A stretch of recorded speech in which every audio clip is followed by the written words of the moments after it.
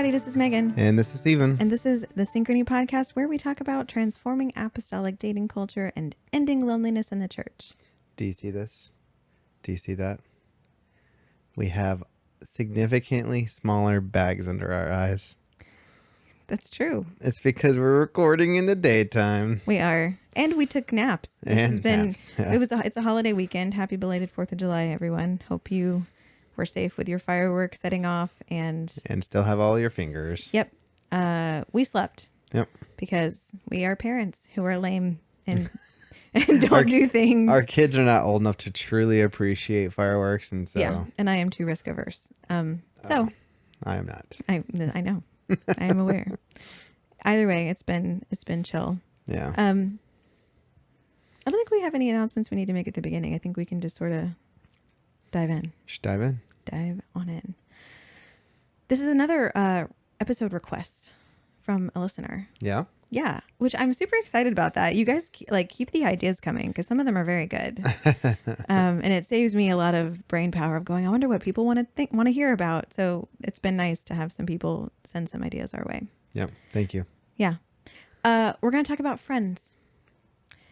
And what are those? It was a TV show made popular in the 90s. Just kidding. We're not talking about the TV show.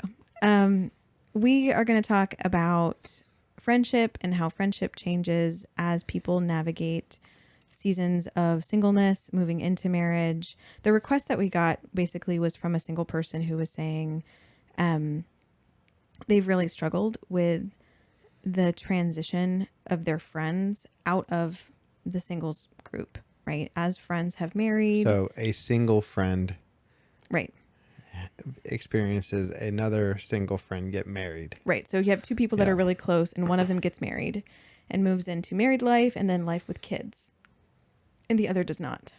Yeah. And that can be really difficult and painful for both of those friends. And it can kind of compound the difficulties of the single experience that we've already talked about. Like we've talked about loneliness and the challenges of that and the grief that can come from that in a lot of different ways for people who do experience loneliness. Not everyone does in their single season, but a lot of people do. And this is a factor that can kind of impact that. And so we want to just talk about maybe some advice for single people who have friends who have moved out of singleness, how to kind of cope with that and understand it in a way that is helpful. But also some advice for friends of singles. So if you are a single person and you have married friends or friends who are married but have a lot of single people in their environment, this might be a good one to share with them.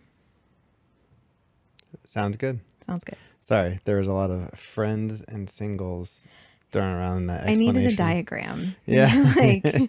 like person A is single, person B. I need like a whiteboard right here. like the ones I always show for football games or whatever, where the coach is like all the little circles and the X's. We could just do a green screen and you can put it in draw. afterwards. That's what instead of doing a backdrop like we need to, we'll just do a giant green screen and then we can put whatever we want behind it. That's an idea. Maybe we'll have to play with that. We could have like Jurassic Park happening. Sounds great. Fletcher would love that. Fletcher, our son would love that.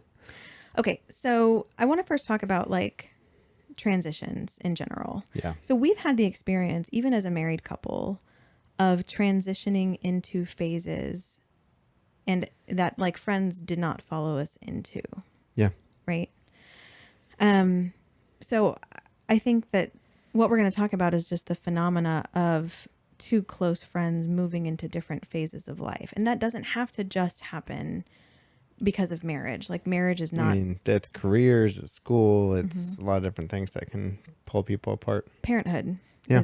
We've had that happen for us. Yeah, even two married friend couples that are really close, if one of them has a kid first, right, the other ones might not completely understand why they're not able to have the same relationship. And it's difficult, especially when that other state that one person has moved into is a state that, sorry, I'm laughing because your cup is so giant. Instead of coffee, because we didn't need coffee right now at this time of day, Stephen is drinking out of his giant Ollie's cup. Yep. How much liquid fits in that? It feels significant. I believe probably about 60 ounces. It's a lot. Yeah. And it's like heavy enough that you could use it as a weapon in close combat if you had It's to. true. I also try to drink one of these of water a day. Oh, that's impressive. I do that probably 4 days a week, Nice. which is better than what it used to be. Yeah, So. we're making progress. Anyway, so what I was saying is like it's harder in these dynamics when there's a transition in a friend group, right? I'm gonna say in a pair of friends. Let's Mm-hmm. talk about, the idea of like you and a best friend, right? When one person transitions into a state that the other friend wants to be in but cannot be yet, Okay. right? That's a different dynamic than just like, hey, we moved across the country from each other, or hey, we, went to different schools, right? There's a different kind of challenge that comes when one friend, both of them want to be married, but only one person marries. Or both of them want to be parents, but only one of them becomes a parent, Yeah. right? In the time that they expected to. So it can be really challenging. It's not just a single versus married state. It's anytime you and a person that you have been, in lockstep with step into different chapters and one person really wants to be where the other person is and can't be yet. Have you had that happen to you, like on where you've been the person who wasn't there? Where I've been the person that wasn't there? Yeah. Oh, sure. A lot of my friends, most of my friends were actually older than me. By either 1 year or a couple of years. So when you're a youth, that's a big difference, And so I had multiple friends go to college while I was still in high school. But I've also had friends that got married before me. And I was envious of them, but also I understood that I wasn't there yet. Yeah. Because, again, they were older than me. So, they're getting married at 24, 23. I was 18, 19. Yeah. So it made sense. Right. But so I don't think I necessarily was in an extended period of friendships being in a different transitory. Is that not a word? Transitional. It is, but I don't think it's the right one. Okay. It is. I think transitory is more like related to transit. Oh, okay. I could be wrong. That's fine. Yeah. Anyways, they were in a different place of life than I was. Yeah. But I was okay with it. Yeah. I mean, I think like, both people in this dynamic can struggle when this happens, right? So if you're a single person who's listening to this and you've had a friend who has kind of, I'm going to use the phrase left you behind because that's a phrase that I've heard singles use. And they're typically not saying this like, malevolently or angry or like frustrated at their friend, but they feel a sense of abandonment when one person moves into another state, often because that person's involvement in their life changes, right? Yeah. And for what it's worth, I think it's almost impossible for two people to experience that and the dynamic of their relationship not change. Yeah. And it's not because of anything anyone tries to do necessarily. I think that those transitions that we're talking about, becoming married, becoming a parent, right? Stepping into another phase of life, they change you so much as a person. And they change your habits and your patterns and your priorities significantly. You're not going to be able to maintain the same space in somebody else's life that you could before. Yeah. I think the part that has been the hardest for me and these kinds of relationships now is from where we are. Like our kids completely have like taken over our whole world, right? Like we don't do anything without having to first consider, well, are our kids gonna be able to maintain their routine? Right. Can we bring the kids? Do we have to find childcare for the kids? Or are they going to be alive at the end of it by the time we get done with this? Right. So it's one of those things. It's like that's our whole world. I think the hardest part for me is being able to relate, or seeing another married couple not be able to relate to us in that period of life that we're in. Right. whether it be difficulty having kids or just not having kids yet. Right. And I think it's the same for people who are watching their friends get married. Like, if you have a best friend who you're used to talking to a bunch every day, right? And you're used to, texting throughout the day, and you're used to spending time together on the weekends, and you do all the big, you are each other's sort of counterpart for the big things in life, right? Like, hey, I have to go buy this fancy new dress for an event at work. Can you come with me? Right? Yeah. You're their go-to person. When they marry, you are no longer their go-to person most of the time for a lot of things. Yeah. Right. And I think that is normal. What are you laughing about? Just laughing about my relationships with my friends. Right. I think it's normal for a lot of people. Yeah. And like, it goes without saying, like, there are some friendships that persist over these changes, right? Sure. Your male friendships are different than my... Why is that, babe? Well, you are much more... Honestly, like, I don't know if it's like an introversion, extroversion thing, if it's like how you grew up and the relationships you built. You are tight with your bros in a way that I have never really consistently been tight with my female friends, right? Like, you guys are, and not even tight in the sense of like loyalty, because I think I have friends that are just as like dear to me and as loyal to me and vice versa as you are with your friends. But you talk to your friends so stinking much. It is wild to me. Well, I mean, it's kind of one of the things, like, similar personalities are attracted to each other, right? Like, I find other golden retriever like people. You do. You and your little pack of Goldens are always yapping at each other, and it would drive me insane. Like, I have a handful of very close friends. Yeah. I have, maybe one super close friend that I text frequently. Yeah. Right. Even that, like, we're not calling each other every day, probably. You know what I mean? Maybe, but not usually. Like, it would overwhelm me to have. Well, that dynamic has shifted a little bit. It has, yeah. That friendship is really dear to me, and so like I would say I talk to this person more than I've talked to a lot of people who have been friends. But I could not be on the phone. Like, when you come home from being somewhere, I can almost always count on you are going to walk through the door talking to someone on the phone. And it's probably going to be one of 2 or 3 men that are really close friends of yours. Or my family members, but yeah. Yeah, yeah. And so, and like, I admire that. Like, I think that that's healthy, right? But your male friendships, when we got married, I didn't feel like those changed a whole bunch. Would you agree? Your male friends just showed up at our apartment all the time. Yeah. I don't think it did. Because prior to us getting married, I lived at my sister's house. Oh, yeah. Which was like a revolving door of a hangout for anyone in like the hyphen age. Yeah, your sister was like the cool older sister of the entire youth group who would like let people come over and like make popcorn and watch movies at her house. Yeah, exactly. At any given point of the day, like this is gonna sound weird.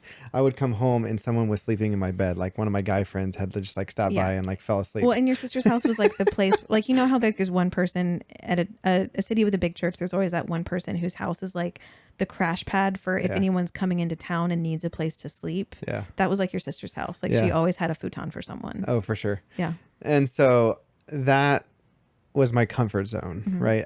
I liked the spontaneity of it. I liked not knowing what the next day was going to hold.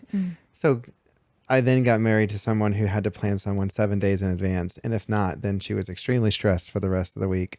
Yeah. I don't like people just walking up into my house. That part of me is a little stifled. I'm so sorry. It's okay. It's okay. I didn't mean to dim your glow. It's quite dimmed, but it's okay. If it hadn't been me, it would have been the kids. Yeah, exactly. But so that being said, it's just like, that did change, but me and my friends just pivoted, I think the difference might be that the expectations of your friends were different. Like, I don't think your guy friends expected a specific level of involvement from you, and they would say things like, I miss you, man, like, so good to hang out with you. Like, I remember us hanging out with your friends and being like, this is so cool, like, but it was never a situation where like they felt, I didn't get the sense that they felt abandoned by you. No. Yeah. What's cool about my friendships now is if I see them in person or we call each other on the phone and maybe we haven't talked in a year, we pick up right from where we left off. Like nothing has changed. There's no ill feelings. We understand life happens, and we just keep on going. And that's kind of how it is with a lot of my friends. Yeah. But that being said, it did shift though. Yeah. It did. Specifically to the ones who didn't get married for years after me. Or the ones like after we had kids, the ones who were married who were not either able to have kids or did not have kids yet. Yeah. It was hard for me to relate with them because I would be laughing and be excited about this new developmental milestone of my kid. Yeah. And my single friends or my married friends who didn't have kids yet just couldn't relate. And it's kind of like, I want to share that with them because they're my friends. Right. But specifically from the perspective of someone who is married with kids, like having friends and family members who have had a difficult time having kids. Yeah. I want to share that with them. But I don't know at what point it is painful for me to talk about that with them. So that's where I think this challenge comes in for a lot of friends, is that when there is that dynamic where one person is living in a state that the other person wants to be in, and for whatever reason outside of their control is not yet, there can be pain there and grief. And it can become like sort of the elephant in the room, where it's like, hey, I want to talk to you about my husband or my wife or our honeymoon or whatever. And it's not something that that person can relate to. Right. Yeah, exactly. So like, I think it becomes really difficult to know when it's okay to, like, it can make people feel like they can't be excited about the things they're excited about. Right. So I can empathize with the married friends in this dynamic who are now living in a new phase of life where they're navigating all kinds of stuff for the first time: shared living space, shared finances, sexuality, like all of these new things are like dominating a big part of their mind as they're navigating marriage with this person. And their best friend, who might know them inside and out, backwards and forwards, might not be able to understand that part of their life. Right. Yeah. Same thing happens when you have married friends and then one gets divorced and moves back into singleness, where the other friend might love them, understand them, care about them, but not be able to understand what it's like to go through a divorce. Yeah. And to re-enter singleness through that pain. Right. Well, and I think there's a barrier that a lot of friends don't expect there to be there. And what I mean by that is specifically two friends who know each other inside and out when they're both single. One of them gets married, and specifically in a apostolic environment, right? You want to share everything with them and be excited with them about everything. But then you realize that there's part of your marriage that you shouldn't talk about with your friends. Sure. Which then drives not a wedge, because I don't think the person who is on the other side of this, the single friend, would be upset about it. But I think it's the unspoken expectation, right? Of like, oh, I probably shouldn't tell you that. Where there was a level of, there was no reservation with your friendship before, and now there is. Right. And that's a hard dynamic shift. Yeah. When you go from, it's funny, we talk about like chemistry with between people who are dating as being feeling seen, feeling safe, to be 100% yourself, and feeling mutually curious. Right. Yeah. That same connection exists between friends, right? Absolutely. That it's the same type of thing where you feel seen and understood by this person. You feel safe to be entirely yourself, to be vulnerable with them, to be totally transparent with them. And you're mutually curious about each other. You're invested in the other person's life, right? Those things have to be there for a friendship to persist as well. And that can start to break down when one person has to start putting up boundaries. Yeah. It's not appropriate for someone to talk all about their spouse, not even like in like, sort of the super private stuff, but it's not appropriate for them to share everything their spouse has always told them with their friend. Right. Yeah. There are certain things that have to stay within the home. Yeah. Like a good example that's like non-sexual is like when you're frustrated with your spouse, like it's probably not a good idea to just go to a friend and vent about your spouse. Sure. One, that's not healthy, because two, you should just go to your spouse and talk to them about it. Right. I'm not saying you can't talk to a friend about it, but I feel like that shouldn't be your go-to rebound conversation, is talking bad about your spouse or like airing out all of your laundry with someone. Right. So then the friend is going to as you have to start putting more of those things behind boundaries, that can change the friendship dynamic a lot. Yeah. And then I think too, there's also just the time. Like sometimes it's logistical, right? Yeah. If you are adjusting to new routines and new habits that circulate around making life work with this other person, you know, your habits and routines are going to change when, you know, the time that you spent playing video games, which time of day you were going to have available to you to play has changed a lot over the Oh yeah. years that we've been married Yeah. and since before we got married. So friendships that relied heavily on the time that you spent gaming, very different. Oh sure. Same thing with me. And like, you know, a lot of my I friendships mean, and were, the games I played too. yeah, a lot of my friendships happened when I was at school. You know, my deepest friendships were built when I was in college and with the people that I was with. And those routines have completely changed as I've moved out of that phase of life. So sometimes it's logistical. Sometimes it's about starting to create boundaries of privacy. My point here is like these aspects of this transition are not necessarily bad, and they're not necessarily happening because someone is purposefully trying to destroy a friendship, right? And the friendship might still persist and still be good and still be valuable, but it is likely going to be different Yeah. than it was before that change happened. Yeah. And it's not so much a matter of like, will this friendship survive me getting married, right? The answer to that is probably no. You will not maintain the exact same friendship that you had when both of you were single. You're probably going to see it become something new. Ideally something better, but something different. What's funny is John Deloney. Mm. I was listening to him the other day, and he talks frequently with spouses who are in like a state of transition or there's something that they're arguing about, and There's been some kind of a rift. yeah, some sort of rift in the relationship. And a lot of times there is a spouse calling in trying to hold on to what their marriage used to be. Right. And he says, you need to grieve that relationship and also be excited about communicating and talking with your spouse and rebuilding a new relationship from where you are now. Yeah. Because sometimes it's, you know, there was some sort of infidelity or that they maybe have kids now. He's like, you're not going back to your old marriage. That old marriage is gone. Right.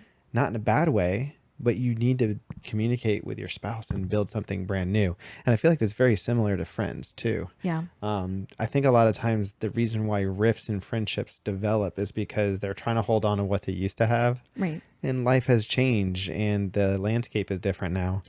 And I think, you know, I mean, I think that people like across the board, I think singles generally have very pragmatic expectations of their friends who are getting married. Absolutely. Like most of the singles I talk to who have experienced this, it's not like it surprised them. Like they were anticipating it, but it's still really hard, especially if you are the one who is sort of still in the state of being single where you don't necessarily want to be.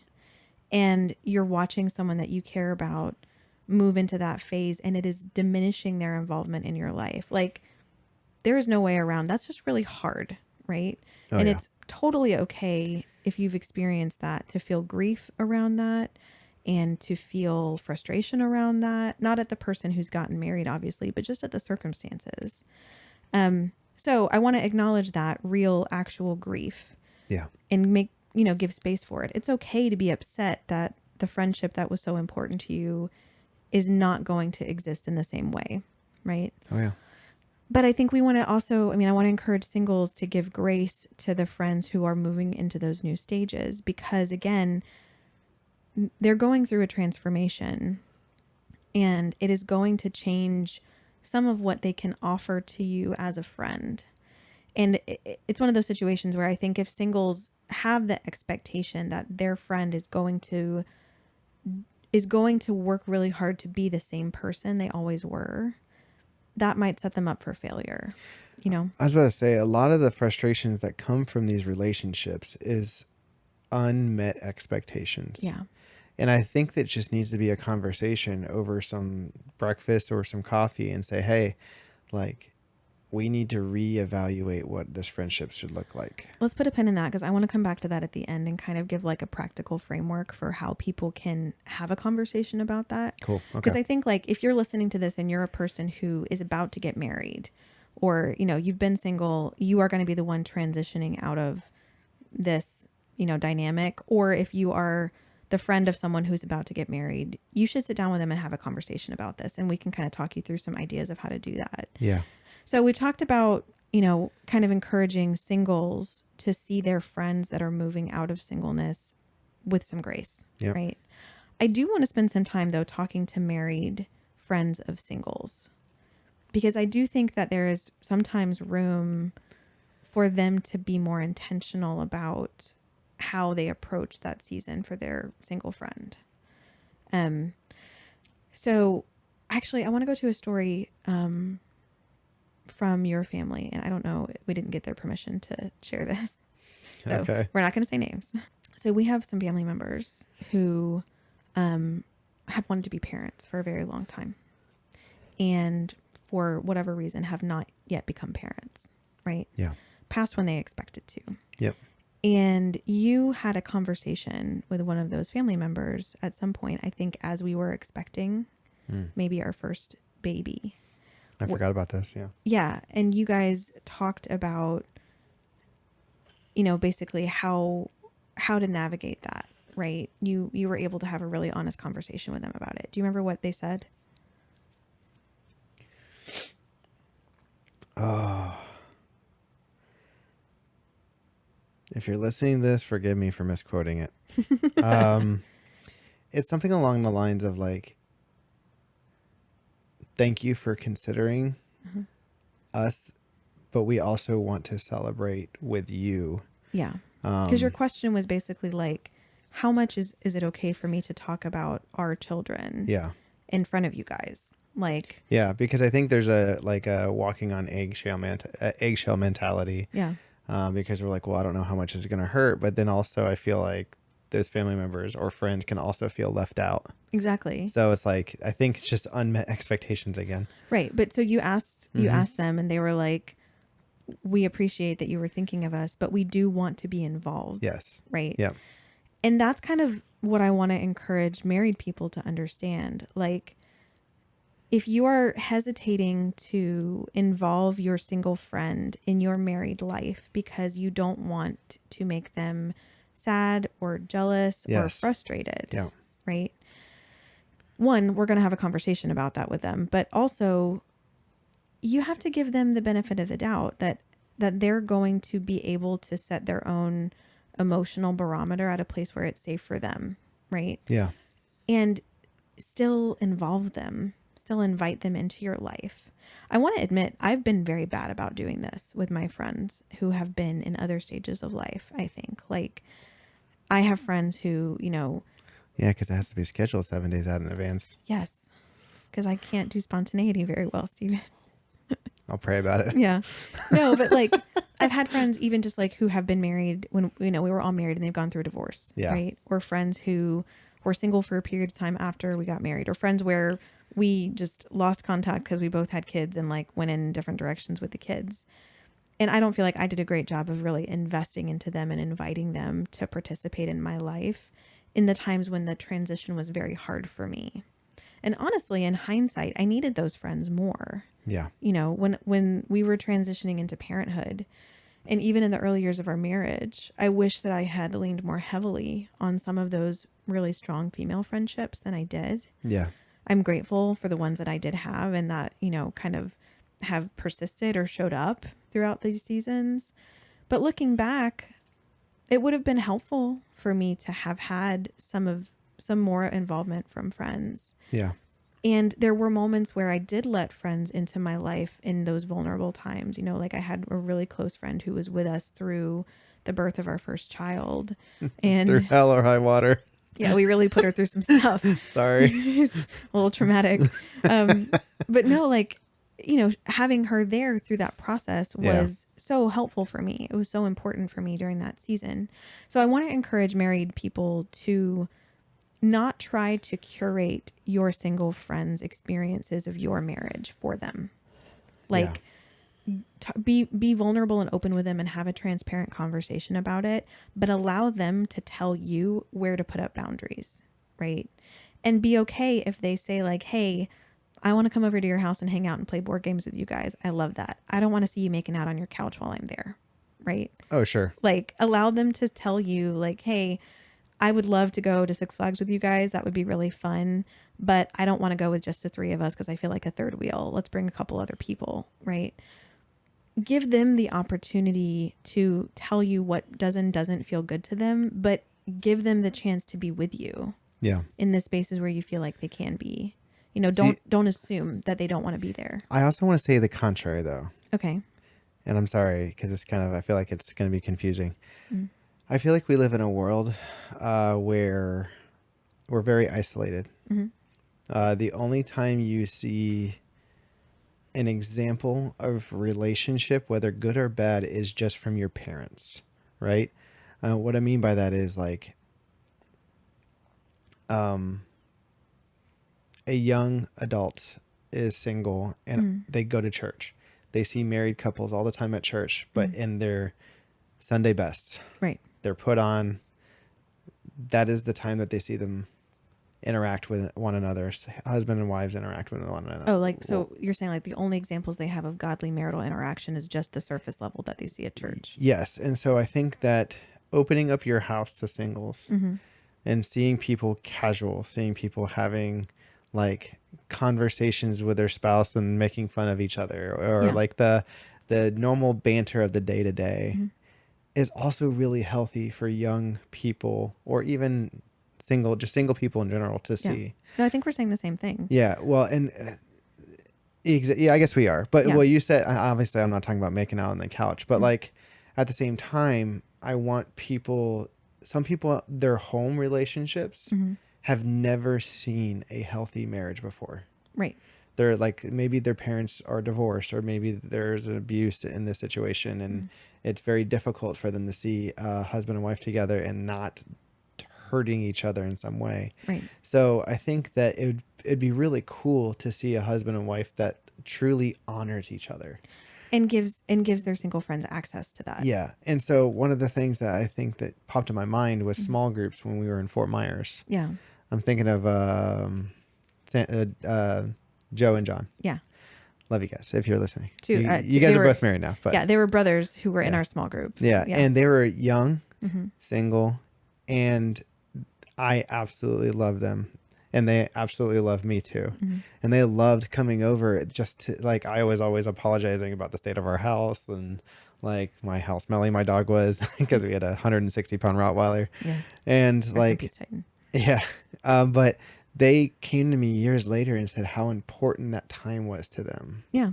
And not that they have a bad home life or anything like that, but like it was really cool for them to see a couple interacting with one another and seeing. So anyways, I'm saying that needs to be more access given to the singles. I completely agree.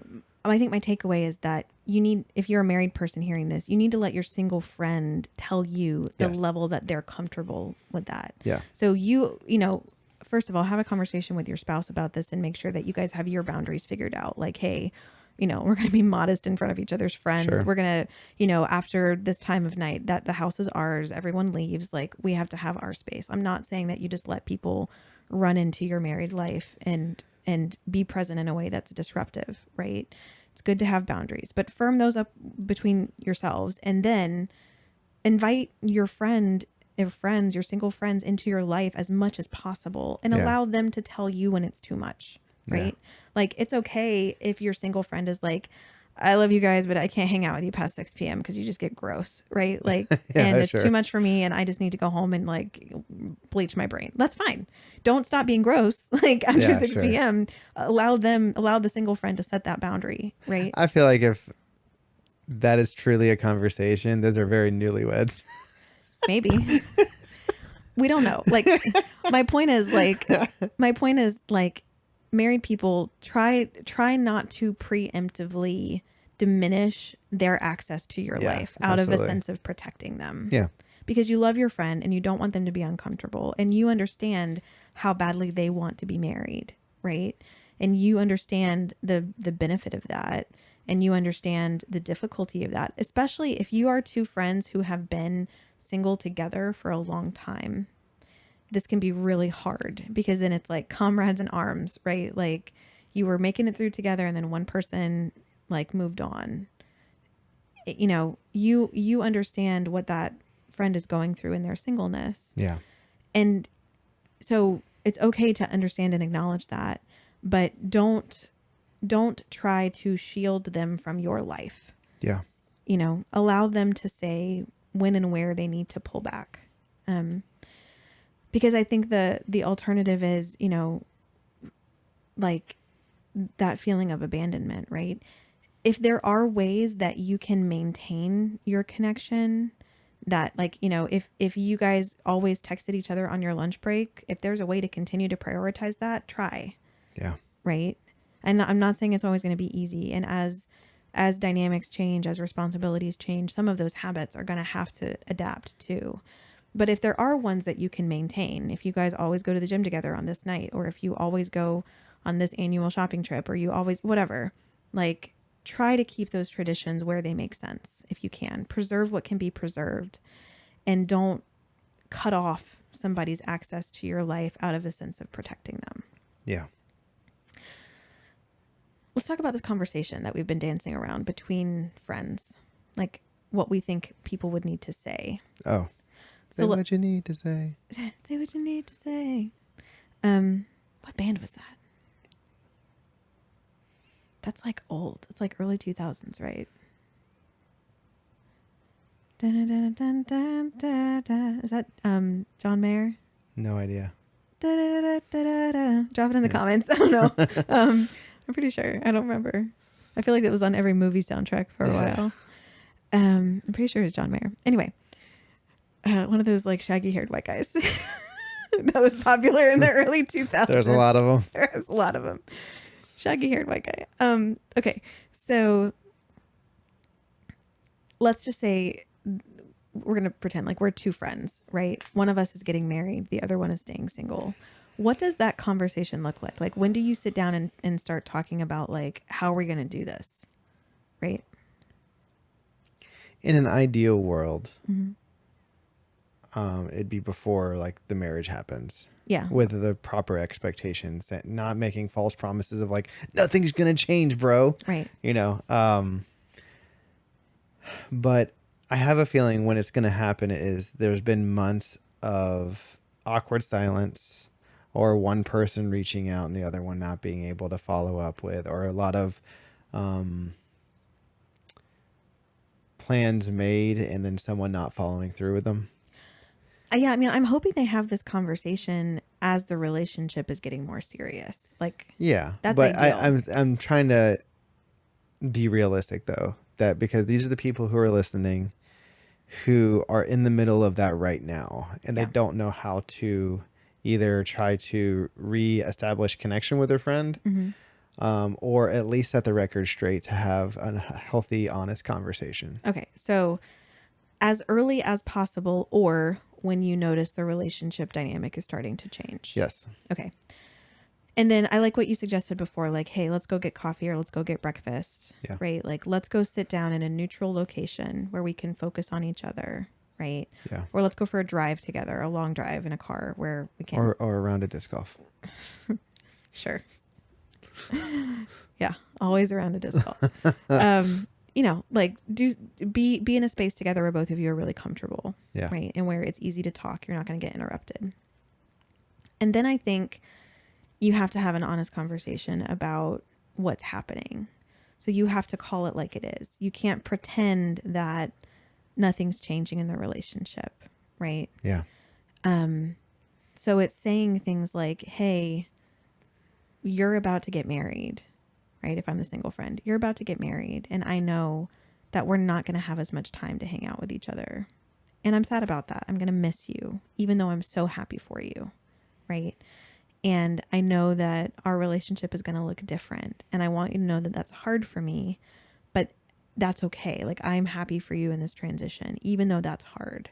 Like, you can, this is your close friend. You got to be open about stuff like that. Right? Yeah. Try not to make it accusatory. Not you. Mm-hmm. I think it would just be easier if it was just talking about what you can expect you to feel. Right. I know this is going to be difficult for me. Don't try to assume what another person's going to feel. And I think it's important in this conversation to, even if you feel like your friend has made choices that have helped this breakdown happen, because sometimes this does happen, right? Yeah. Where friends purposefully create barriers, like it can happen sometimes, right? Even if you feel like they have actively tried to cause this separation to some degree, we're going to assume in this conversation that that's not the case. Yeah. Right. And we're going to say this transition is happening because good things are happening. Yeah. Because you are growing into a new phase of life. You are going to go through some change, and I'm here to support you. And even though I know that it's going to be different and that makes me sad, I love you and I support you and I'm happy for you. Right. Let's talk about what we can expect from each other at this point. Yeah. Right. So I think the expectations conversation needs to kind of be about like, hey, here's what our friendship looks like right now. We talk this frequently. We're always doing this kind of stuff together. I hang out with you and your fiance a lot doing the X, Y, and Z. What do you think is not going to happen after you guys get married, right? Or what do you think is probably going to change about this? How do you feel about that? I think there just needs to be a mindset of grace. Because this person who's getting married, let's just assume they're getting married for the first time. They have no idea what life's going to be like. Yeah, that's fair.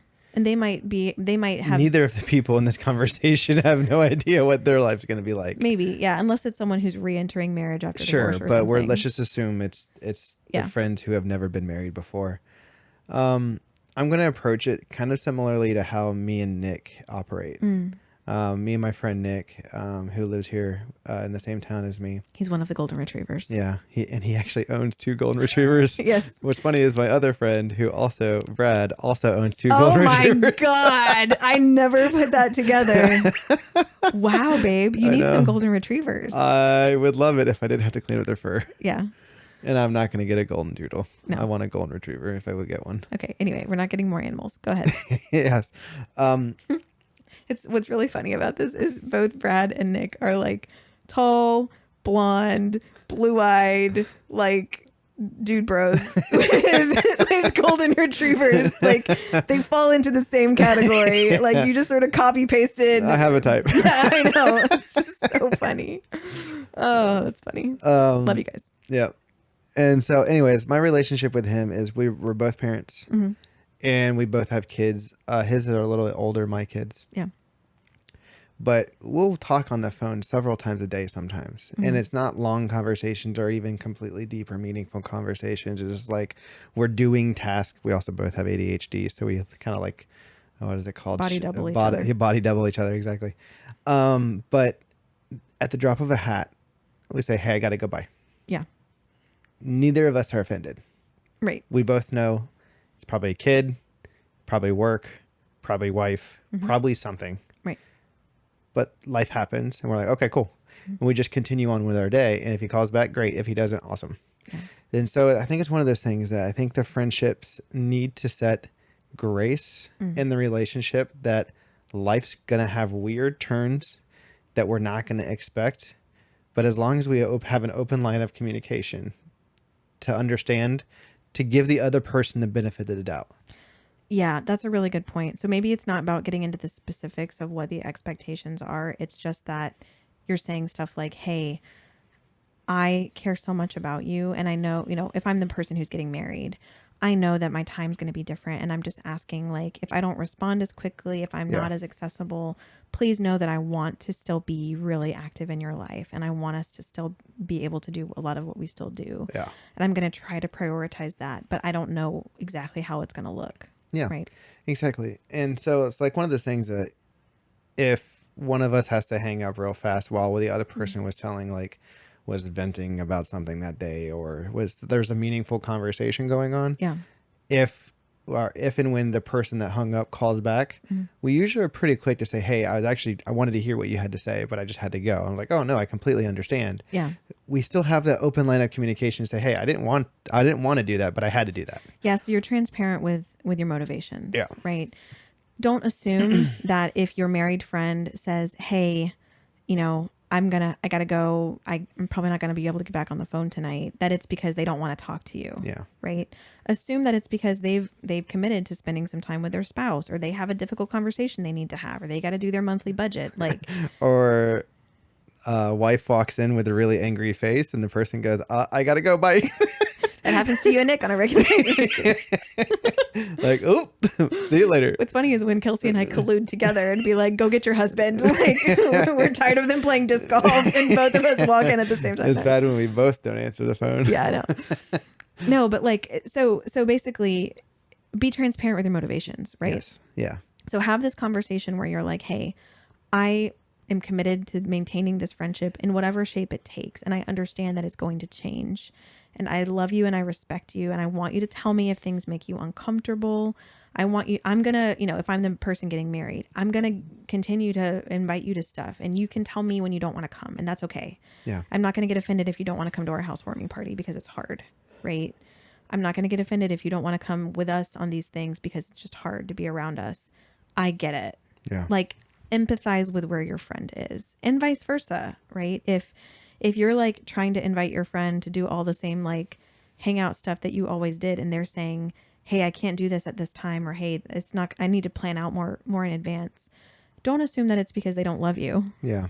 Assume that it's because they're transitioning and they don't, their life is taking a new form and they're having to just navigate that, right? Yeah. So I think the ins and outs of the conversation are going to be sort of individual to each friend, but I think it's important to express your desire to continue that relationship. If that's what you want, if you want that friendship to be maintained, say that. Yep. Tell them how important they are to you. Make it clear that even though you're not sure what this transition is going to look like, that you want to prioritize that, and just agree to give each other grace. Agree to talk about it when it gets hard. Because the thing about this conversation is it's going to have to happen over and over again. Yeah. And I think that's where the grace and benefit of the doubt comes in. Right. It's not going to be like, hey, we had this conversation 6 months before I got married and now it's set forever. It's not. No, I have a friend. It's so funny. I have a friend and she is single and has children, and I am married and have children. And between the two of us, our plans almost always get canceled. Like, it's terrible. And because, she thought she didn't have the kids, but then she does. And like my kids get sick and like whatever, right? Yeah. We're just always trampling on our plans to get I think together out and of hang the out. 10 times you guys have tried, I think it's worked out like twice. Yeah, I know. I'm very proud of those 2 times. And I've gone to her multiple times and said, hey, listen, I just want you to know, I really want to hang out with you. It is really important to me that we get to spend time together. Yeah. And thank you for being patient with me and trying to make it happen. And I'm sorry that it doesn't happen as often as it needs to. And her response is like, dude, you're fine. Like, we've got stuff going on, What's funny is one more couple that I want to like highlight that is in a different state than we are. Not physical, like landmark state. They are married and they're at a point where they don't want to have kids yet. And they invite us so consistently to come out and hang out with them. Oh, they're so good about it. And we have had to either turn them down or accept, and then realize that we have to change. We don't have childcare. Yeah, or something happens, and we have lived in guilt with the amount of times that we've had to turn them down. So much guilt. But I'm telling you, the amount of grace and love they have, because every time they're like, no, it's okay, we completely understand that you guys have priority. Like they so give good. us so much grace. Yeah. And I'm like, please don't stop inviting us. We Right. want to come, but we are not going to be able to come to probably most of the invites. Right. But they still do, and we love it. They've said to us, like, there's never any pressure. Yeah. They're like, you can always say no, and that's okay. It's always okay to tell us no, but we're going to keep inviting you. Be those friends. Yeah, be those friends. Those are great friends. Yeah, like just give each other a blank check to express what you can and can't do. And it's Yeah. going to change over time. Like the friend that I am closest to right now, we are in completely different stages of life. Yeah. She is single, has never been married, has no children. I am married with children. Our lives could not look more different in terms of just like the stages that we're in. But we are so close because we are in a season of life, I think, right now where we need that in each other. I need a friend who is not just a mom, who is not we're not gonna get stuck talking about our kids, Yeah. And, right? what do they call it? The Pain Olympics. Right. I need a friend who I can just be like friends with, and it Yeah. not be about our marriages, and it not be about like we connect on other things that are so important to me at this chapter of my life right now, where I'm kind of surfacing from early childhood craziness and wanting to feel like myself, really wanting to have my own hobbies and interests and goals again. And this friend has stepped into my life and helped create a space like that, right? I'm so grateful. If your friend now that you sort of feel like you're losing to a new stage of life, is changing so much, know that there might be a season of life where that door opens again. Yeah. It's not a completely closed door. Friendships ebb and flow outside of these things too. I am going to be honest. Mm-hmm. I think there needs to be a place in this podcast for mourning friendships that are not going to be the same. Yeah. Because I have a lot of friendships that I would love to be more like we're literally on opposite sides of the state now. Mm. Like we've all kind of dispersed all over the place, but I would love to be in closer communication with. Yeah.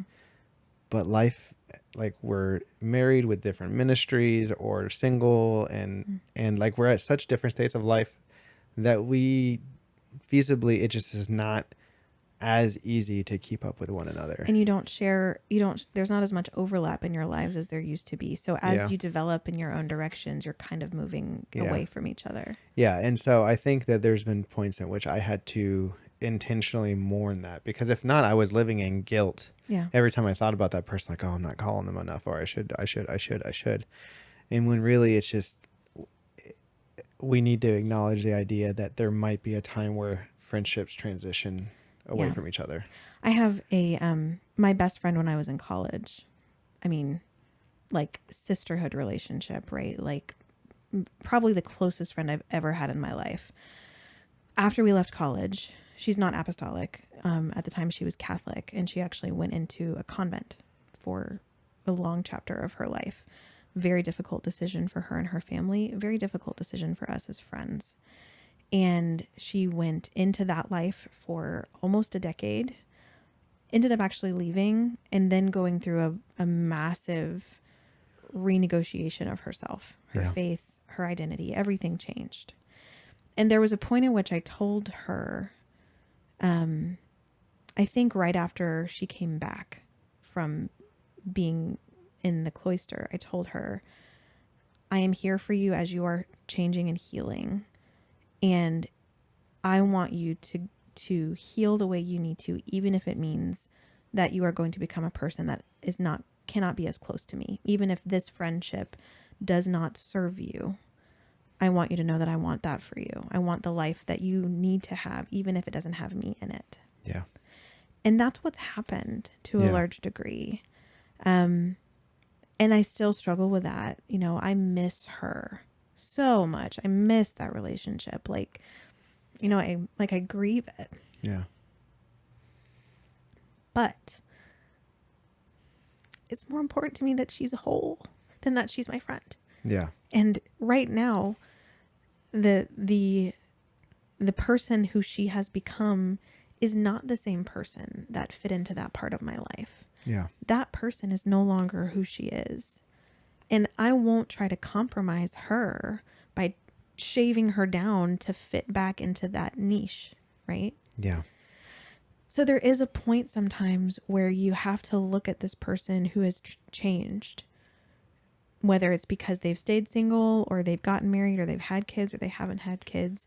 And you have to honor where they are in their life right now and say, I love you and I want the best for you, even if the best for you is not my friendship. And it's really hard to do that. Yeah. It takes a lot of reflection. Yeah. And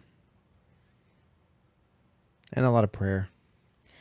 Yeah. And Because And that's not something you can just do without there to be a healthy share of the fruits of the spirit there.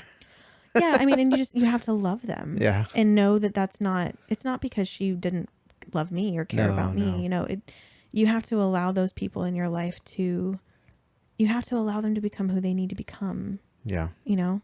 And I think that we all go through seasons where as we're meeting people and we're sharpening each other, there are times when there are relationships that no longer serve the end of who we need to become, right?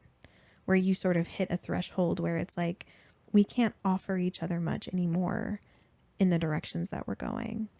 And that's really hard, but it's also totally okay and normal. And even if there's grief, it doesn't mean that either of you are bad people. No. For that happening, you know? I hope if you're listening to this. That got heavy. Yeah. It's good though. I think it's important to acknowledge. I hope if you're listening to this and you are friends with someone in a different stage of life, that you're having those really honest conversations with them and giving them permission to do what they need to do to protect themselves and to heal and to be who they are, and giving each other authentic access into your life. We know it can be really hard, so I don't want to erase how hard it can be. But I think there's also real beauty in finding, you know, I think that God brings other relationships in those seasons. And I hope that if you're in an experience where you feel like you're losing and grieving relationships, that there is an opportunity for a new friendship, a new connection to be built.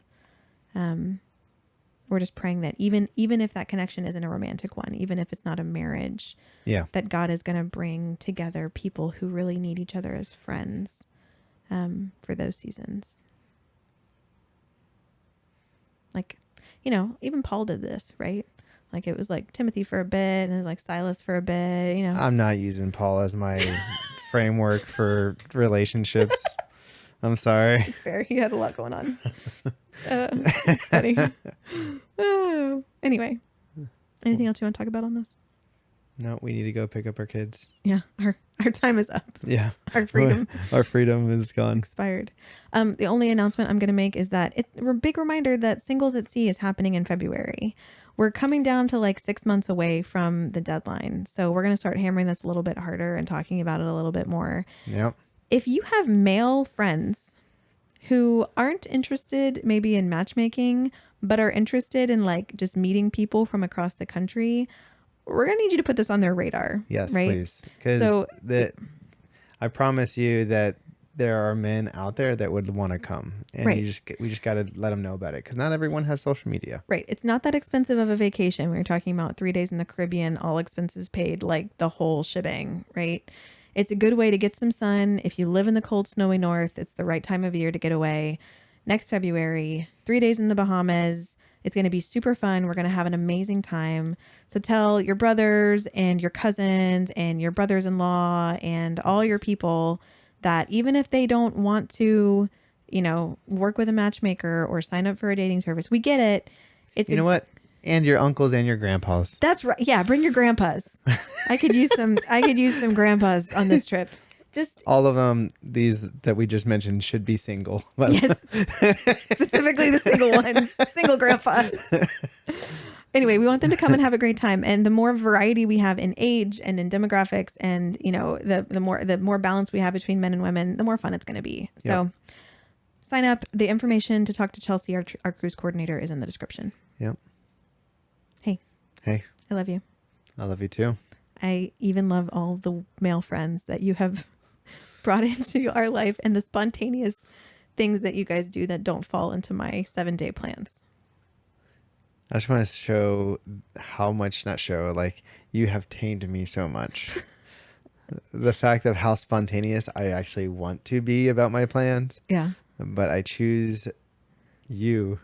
Thank you. Over my spontaneous adventures. Sometimes we try to compromise. We try to give each other enough room for you to be spontaneous and me not to have a panic attack. Yes. Go team. All right. You guys have a great week. Bye. Bye.